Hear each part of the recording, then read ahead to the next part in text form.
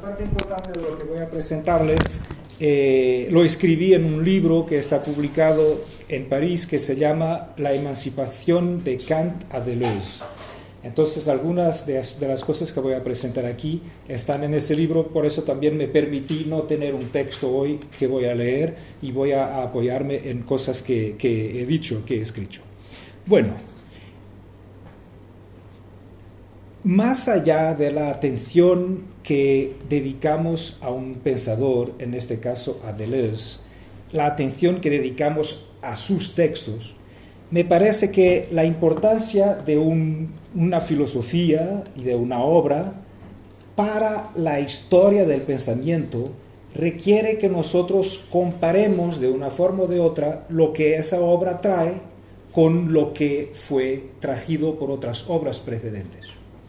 Es decir, que en lugar de hacer solamente una lectura de aspectos de trabajo de Deleuze, voy a intentar una gran comparación, una comparación principal, con la cual espero poder argumentar que Deleuze introduce algo de diferente en la historia del pensamiento. Es decir, no solamente por el interés de su obra, interés intrínseco de la comprensión de su obra, cuáles son sus conceptos, sus esquemas de agenciamiento, como dice, sino que cambia Deleuze efectivamente en algunos aspectos de la historia del pensamiento. Y para eso voy a hacer una referencia principal a Kant, del cual, como ustedes saben, Deleuze era un lector importante y permanente, como de muchos otros autores. Bueno, para eso voy a empezar con una referencia que no tiene respecto a Kant, sino más bien al trabajo, a la manera como Deleuze comprende el trabajo filosófico sobre el concepto. Y de ahí ustedes van a comprender el título que dé a mi ponencia, que es cómo hacer de la emancipación algo inútil o inadecuado. Esto es una glosa de un pasaje de Deleuze que no concierne a la emancipación, sino a un otro concepto. Les voy a leer este pasaje que es conocido, que fue escrito en el 88 en un texto que tradujo José Luis Pardo en el volumen Dos regímenes de locos. Entonces Deleuze escribe lo siguiente: un concepto filosófico cumple una o más funciones en campos de pensamiento que se definen por variables internas. También hay variables externas, estados de cosas, momentos históricos, en relaciones complejas con las variables internas y con las funciones. Es decir, que los conceptos no nacen ni mueren a placer, sino en la medida en que otras funciones de campos nuevos los destituyen relativamente. Esta es también la razón de que no tenga gran interés criticar un concepto. Es preferible construir las nuevas funciones y descubrir los nuevos campos que hacen de él algo inútil o inadecuado. Estas son las primeras líneas de un escrito de 2 páginas de Deleuze que le fueron sugeridas por Jean-Luc Nancy cuando Nancy hizo la pregunta a varios de sus contemporáneos: ¿qué viene después del sujeto? ¿Quién viene después del sujeto? Estamos en el final de los años 80.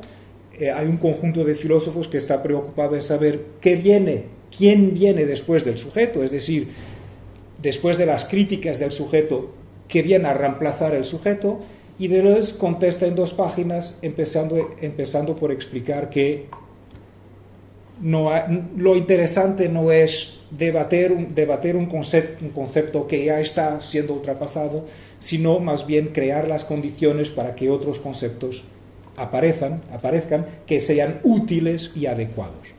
Me gustaría proponer que esta práctica del trabajo sobre el concepto, del trabajo crítico sobre el concepto, Deleuze lo aplica a otros conceptos de los cuales no habla. El hecho de no hablar de un concepto, cuando ese concepto es objeto de discusiones filosóficas alrededor del autor, es una elección significativa, no es un olvido, es una manera de considerar que no hablar de un cierto concepto es una manera de volverlo inútil o inadecuado, porque en cambio se están buscando otros conceptos para describir ciertas funciones y ciertas condiciones variables externas e internas. Me gustaría entonces sugerir que un otro concepto al cual se aplique esta idea es un concepto que es muy importante en varios autores de su época, incluso amigos próximos, personas con quien trabajaba, como por ejemplo Lyotard, y que Deleuze, tanto cuanto yo conozco, no es un concepto para él importante, que es el concepto de emancipación. Bueno, entonces me gustaría aquí intentar proponer en realidad en qué medida el concepto de emancipación es inadecuado o inútil. ¿Y en provecho de qué? En provecho de que otros conceptos, de que otras funciones, la inutilidad o la inadecuación del concepto de emancipación aparece, que otros conceptos pueden aparecer. Y aquí surge entonces la comparación histórica que me gustaría hacer con Kant. Como ustedes saben, Deleuze es el pensador que invierte la tradición moderna, filosófica moderna, del volverse mayor y hace la apología del volverse menor, del devenir menor. En este sentido, me parece que, aunque Deleuze no lo diga, por lo menos tanto cuanto si yo leí correctamente, cuando desarrolla sus teorías y sus esquemas sobre el devenir menor, el volverse menor, en realidad se está oponiendo a Kant y al programa de lo que consideramos como el programa de las luces, el programa para volverse mayor. Ahora bien, podríamos creer que entre Kant y Deleuze se despliega una historia que es la historia de la emancipación, en la medida en que aquel que se vuelve mayor es aquel que ya no está más bajo la tutela de otros. El ejemplo clásico, y naturalmente que viene del derecho romano, es la emancipación de los niños cuando llegan a un momento de maturación, digamos, hoy diríamos biológica, y que ya no están bajo el poder, la autoridad de los padres. Al mismo tiempo, hay también, claro, la idea de la emancipación del esclavo, que viene también del derecho romano, que es el momento a partir del cual el esclavo ya no está bajo la dependencia de su propietario. En ambos casos se trata de una situación en la cual aquel que tenía ya autoridad ya no tiene la mano sobre aquel sobre el cual se ejercía la autoridad. Y de ahí la etimología de emancipación, es decir, dejar de estar en la mano de alguien. Ahora bien, lo que sucede con Kant y con otros es la aplicación, digamos, a la escala de la humanidad de este esquema que jurídicamente está previsto para individuos singulares: el hijo que se vuelve adulto, el esclavo que se vuelve libre. Y entonces cuando Kant dice, cuando define las luces como la salida de la humanidad de su estado, del estado de menoridad del cual ella es responsable, es como si dijéramos que entonces la humanidad se vuelve adulta, ya no está en su condición de dependiente bajo la tutela de otros poderes. Entonces lo que sucede aquí es la transición de un esquema individual al esquema de la humanidad. Ahora miren, lo que sucede muy interesante también en la definición de Kant es que Kant considera que la humanidad es responsable, es culpable de su propia dependencia, de su propia minoridad. Mientras que nadie diría que el niño es responsable de su minoridad y que el esclavo es responsable de su esclavitud, ¿no? Entonces, en esta transposición a la humanidad hay la idea de culpa, que es una idea que es añadida por Kant con respecto al esquema general de la liberación de aquel que se vuelve mayor. Bueno, y esto me pareció, y me sigue pareciendo hasta cierto punto, una historia de la emancipación en la modernidad. A la llamada para que uno se vuelva mayor, al final del siglo XVIII, responde el apelo al final del siglo XX, 2 siglos más tarde, para que uno se vuelva menor.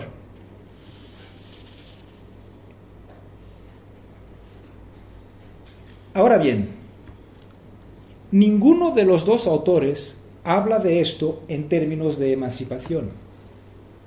Ni Kant habla de emancipación, ni Deleuze. Deleuze ya comprendimos por qué. Porque este concepto que es tan importante en su época es para él un concepto inútil o inadecuado. Es decir, es un concepto que no permite pensar lo que hay que pensar. Incluso es un concepto que no permite llegar al objetivo anunciado de la emancipación. Esto es muy interesante. Hay que tomar en serio este hecho, el hecho que Kant no habla de emancipación, Deleuze tampoco. Sin embargo, lo que proponen nos parece a nosotros como un programa emancipatorio. Piensa, hace uso de tu propio entendimiento. No dejes que otros decidan, respondan por ti, no que sea los padres, la iglesia, el médico, sino que piensa por tu propia cabeza. Ahora bien, si ningún de ellos habla de emancipación, ni el uno ni el otro son pensadores de la emancipación, son pensadores de otra cosa. La emancipación es una palabra que ya existe en alemán de la época, sobre todo en el universo jurídico, emancipación. Entonces Kant la utiliza en otros textos, en textos de carácter jurídico, para designar muy específicamente la salida de la menoridad de los niños cuando se vuelven adultos, pero que él no aplica, por ejemplo, en su texto sobre las luces, ¿no? Su definición no es la emancipación, es la salida de la humanidad del estado de minoridad de la cual es responsable. No, a eso él llama luces. Y al volverse menor, tampoco Deleuze vaya a decir, este es el programa para la emancipación. Para nosotros, lectores de Deleuze, podría haber la tentación de decir, este es el programa, el devenir, el volverse menor, el devenir menor, es el nombre del programa emancipatorio de Deleuze. Justamente no. Es un programa para otra cosa, no para la emancipación, porque la emancipación, puesto que Deleuze no habla de ella, es un concepto inútil o inadecuado. Entonces me gustaría hacer aquí una hipótesis que puede parecer medio especulativa, pero que tiene que ver con la singularidad y el papel, el rol del pensamiento de la propuesta de Lausiana en la historia, que es la siguiente. Kant viene antes de la época de la emancipación, viene inmediatamente antes, porque luego después de Kant se va a empezar a hablar de la emancipación en el sentido o en los sentidos que nosotros atribuimos en general a la palabra, que va a aparecer inmediatamente después de la Revolución Francesa con la emancipación de los esclavos, con la emancipación de los judíos, que da en Marx sobre la cuestión judía, ¿no? Más tarde aún la emancipación de las mujeres, bueno, y un otro sentido que es muy importante para los siglos XIX y XX, que es la idea de la sociedad emancipada. No la emancipación de un grupo, los esclavos, las mujeres, los judíos, sino la emancipación de la humanidad. Y aquí miren cómo hay una semejanza con el programa, con la definición kantiana de las luces, que es una definición para la humanidad, es la salida de la humanidad de la situación de minoridad en la cual se encuentra por su propia culpa. Entonces vean, Kant escribe antes de esto. Kant no es un pensador de la emancipación. Esto hay que afirmarlo muy fuertemente. Kant no es un pensador de emancipación, es un pensador que viene antes de la época de la emancipación. Y Deleuze es el pensador con el cual se cierra la época de la emancipación. Entonces la singularidad de Deleuze, y aquí cuando hablo de Deleuze es también Deleuze y Guattari, su singularidad en la historia del pensamiento es de anunciar el fin de la época de la emancipación. Y la verdad es que, miren, en el pensamiento contemporáneo hay dos autores que hablan de emancipación, uno de ellos para deshacer el concepto, lo guarda pero lo deshace, ya van a comprender lo que quiero decir, y un otro que me parece ser el único que sigue trabajando sobre la emancipación, como si algo quedara aún vivo de una tradición que en realidad está asociada a un concepto que se volvió para nosotros inútil o inadecuado. El primer pensador es Ernesto Laclau, con un libro que se llama Emancipations, pero ustedes se acuerdan que en Emancipations el es al final está entre paréntesis. Y la idea principal de este libro es que la época de la emancipación terminó, es decir, de la emancipación como transición de una sociedad alienada a una sociedad libre de alienación, una sociedad en la cual el humano se reconoce y que abandonó el esquema de la explotación. A esta idea de emancipación singular hay que abrir el espacio para las emancipaciones plurales, por eso inscribe su es entre paréntesis. La época de la emancipación de la sociedad terminó, es decir, el concepto se volvió inútil e inadecuado, ya no nos permite liberarnos de lo que quiera que sea. Quedan las emancipaciones concretas, localizadas, bueno, y luego el segundo autor en que pienso es Rancière, que a pesar de todo el interés que tiene su trabajo sobre la emancipación, lo veo, pero a lo mejor estoy equivocado y si es el caso no dude de decírmelo, lo veo como un autor hoy isolado en su insistencia en la emancipación. Ahora bien, me parece que ganamos leyendo a Deleuze como el autor que ya está anunciando el final de una época. Hubo efectivamente la época de las emancipaciones y de la emancipación de las mujeres, de los esclavos, de los judíos, etc., ¿no? Hubo también en el mismo momento la idea de emancipación de la sociedad. Esta época llegó a su fin. Eso nos dice Deleuze implícitamente. ¿Por qué? Porque no vaya a perder su tiempo con un concepto inútil e inadecuado, por la misma razón que tampoco vaya a perder su tiempo respondiendo a la pregunta ¿qué viene después del sujeto? Porque, como lo dice, la mejor manera de pensar lo que viene después del sujeto es no escribir sobre el sujeto, y sino escribir sobre otros conceptos que se vuelven útiles y adecuados. Bueno, entonces aquí se plantea un otro problema, que es el siguiente. Si no son Deleuze y Kant pensadores de la emancipación, entonces, ¿de qué son pensadores? ¿Cómo designar lo que los une y al mismo tiempo los opone? Esto es muy importante. El volverse mayor, el volverse menor es el opuesto, se dice, el opuesto del volverse mayor. Y esto, como diría Emma, creo, hoy por la mañana, esto no es una metáfora, esto es la descripción literal de la cosa. Se nos son, entonces, ¿de qué son pensadores? ¿Cómo designar lo que los une y al mismo tiempo los opone? Puesto que lanzar un apelo a movimientos, e incluso los movimientos son diferentes. Para Kant el movimiento es una salida, para Deleuze es un devenir, son cosas diferentes. Y no solamente los movimientos son diferentes, sino que ellos van hacia puntos divergentes. El mayor o la mayoridad para Kant, la menoridad para Deleuze. ¿Cómo designar esta historia que no es una historia de la emancipación, es la historia de algo, de otra cosa?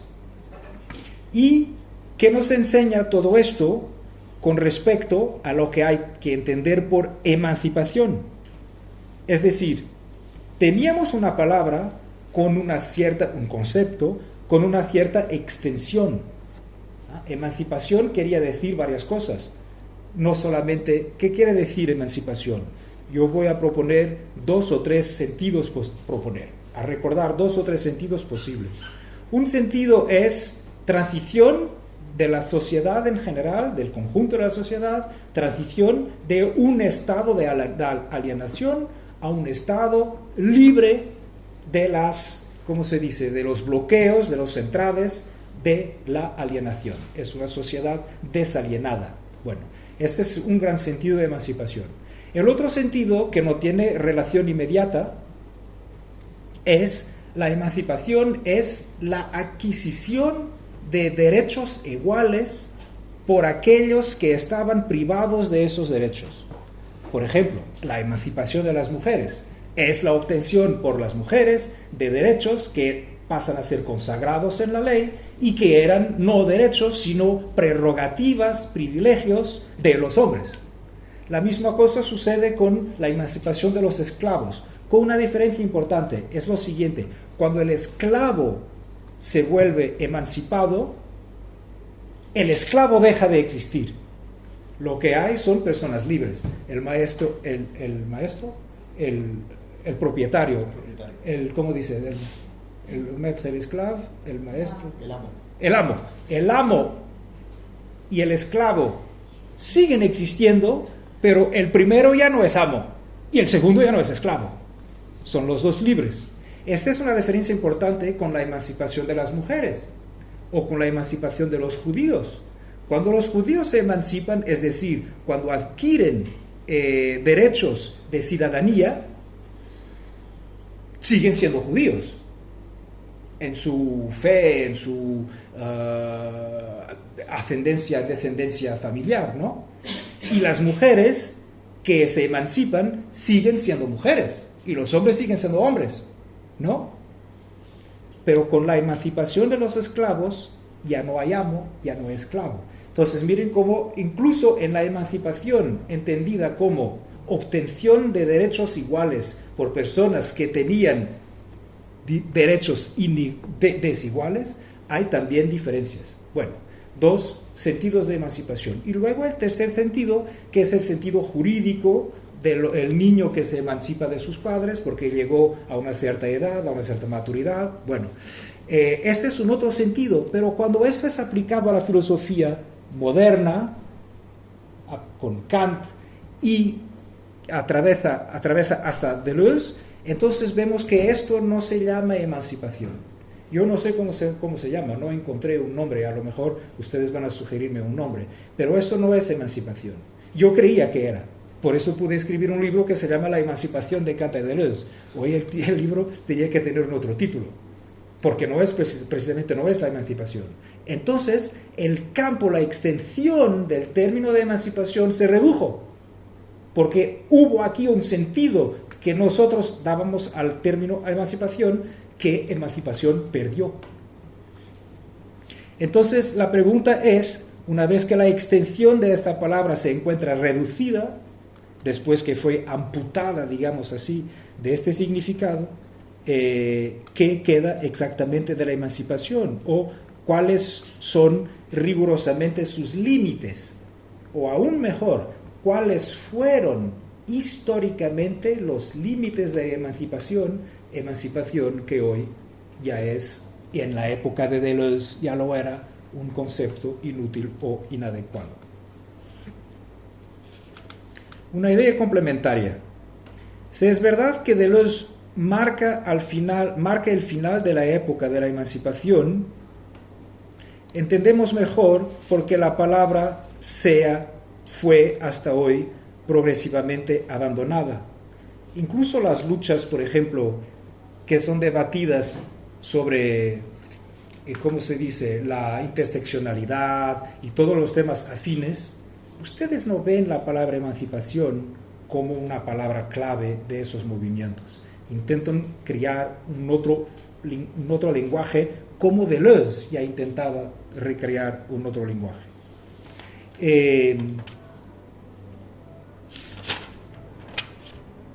Bueno, y entonces está llegando al final de mi tiempo. Voy a lo mejor a una idea última que me permite, digamos, terminar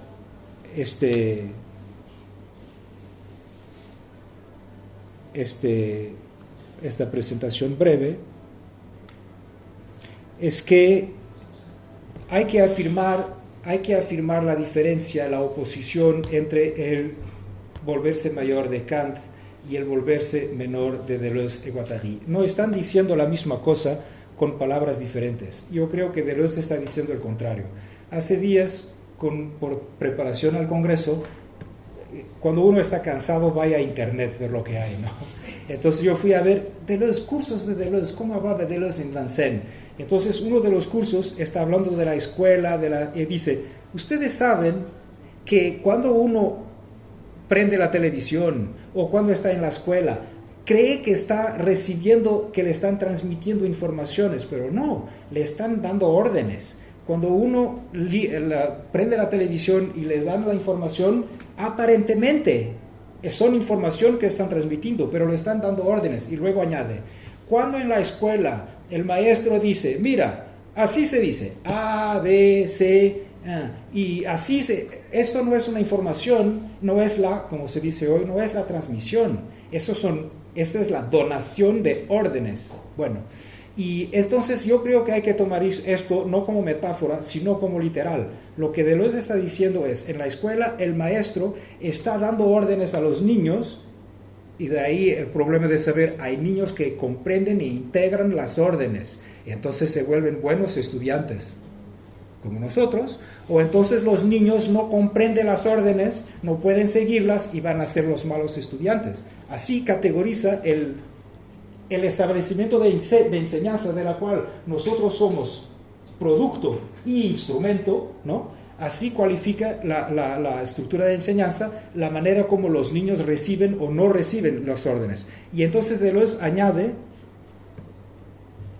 aquello que quiere el maestro es que el niño comprenda cómo debe formar frases bien formadas según el canon mayor.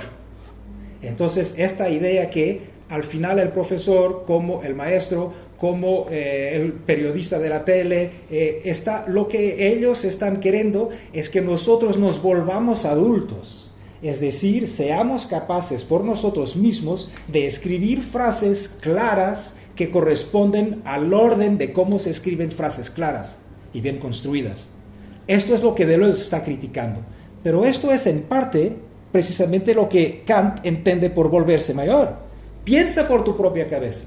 Aprende a escribir frases que todos puedan comprender, porque vas a participar en el debate público, y el debate público, el espacio público, es el espacio de la libertad. En el mundo privado a lo mejor no es libre, esa es su gran teoría, ¿no? Yo, en tanto que maestro, tengo de obedecer, es el espacio privado, tengo de obedecer a la jerarquía que me dice, usted tiene de enseñar la metafísica y no vaya a enseñar lo que usted piensa de la metafísica, ¿no? Pero añade Kant, en el espacio público tenemos de tener libertad de expresarnos por nuestros propios espíritus. Yo creo que cuando leemos a Deleuze, el espacio público no es el espacio de la liberación o de las luces o de lo que uno podría decir precipitadamente de la emancipación, sino que el espacio público es aquel ocupado por personas que comprendieron las órdenes que le estaban dando cuando era niño y que sigue comprendiendo las órdenes que le siguen dando cuando es adulto. Entonces el mundo del espacio público, de la responsabilidad del adulto, es el mundo en el cual el adulto se conformó a los órdenes que le fueron dados. Esto no es el volverse menor. El volverse menor es el contrario, es el escapar de este universo público para ir hasta el indiscernible, el menor, el que desaparece, ¿no? Entonces habría que afirmar también una diferencia, una oposición clara entre mayor y menor en el sentido kantiano, en el sentido lesiano. No están diciendo la misma cosa con palabras diferentes. Queda una paradoja. Es que mirando rápidamente parece que Deleuze propone un programa para la emancipación, pero no. Entonces, propone un programa para qué exactamente, cómo denominar este programa. Agradezco la respuesta. Gracias.